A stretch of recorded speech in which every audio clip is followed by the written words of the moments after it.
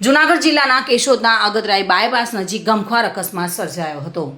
જૂનાગઢથી આવતા એક્ટિવા ચાલક પતિ પત્ની આ દંપતીને એક રેતી ભરેલા ડમ્પરે હવામાં ફંગોળ્યા હતા, જેમાં સમીરભાઈ ચોવટિયાનું કરુણ મૃત્યુ થયું હતું અને સમીરભાઈ ચોવટિયાના પત્ની દક્ષાબેનના બંને પગ કપાઈ ગયા હતા। જોકે દક્ષાબેનને તાત્કાલિક જૂનાગઢ અને ત્યારબાદ રાજકોટ રિફર કરવામાં આવ્યા હતા। રેતી ભરેલું ડમ્પર પૂર ઝડપે આવતા આ એક્ટિવા ચાલકને હવામાં ફંગોળ્યા હતા।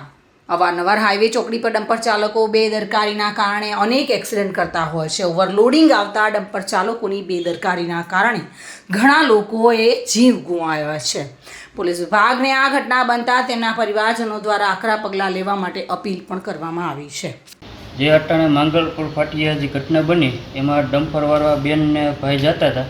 ડમ્પરવાળાનું ધ્યાન નહોતું, બેદરકારીપૂર્વક ડ્રાઇવિંગ કરી અને કાયદેસર રીતે રોડ ઉપર જે અડફેટે ડ્રાઇવિંગ કરીને અને અડફેટે લીધેલા। અમે 400 મીટર પાછળ હતા અને અમે અંદાજ 2 કિલોમીટર પહેલાં મગરવાડા ફાટકે જ મારેલો હતો કે આ ડમ્પરવાળો કેશોદ પૂછશે ત્યાં કંઈક નવું થાય, એટલી સ્પીડમાં એ આવતો હોય અને ના બેનને અને ના ભાઈને હાવ સફેદ પટ્ટી ઉપર ગાડી હાંકતા હતા અને અડફેટે લઈ લીધી। આના કાયદાની રીતે આનું ભાન કરાવે।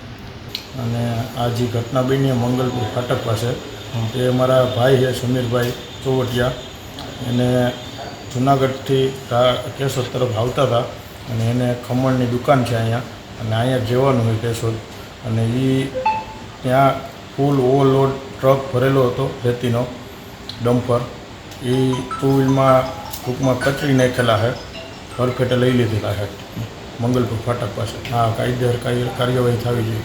આ ઘટનામાં ફાર્મ ગમે તેમ ટ્રકવાળા લોકો હાકે છે। હા, મારા ભાઈ છે એનું મોત થઈ ગયેલું છે અને મારા ભાભી છે એ બહુ ઈજાગ્રસ્ત છે અને 2 પગ એના કપાઈ ગયેલા છે અને એ મારા ભાભીને રાજકોટ લઈ ગયેલા છે અને મારા ભાઈનું અહીંયા પોસ્ટમોર્ટમ કરવા માટે અહીં સિવિલ કેશોદ લઈ આવેલા સંતાન છે, એ અત્યારે અમદાવાદ છે। મધુર આવલિયા સાથે bureau report, today Gujarati news.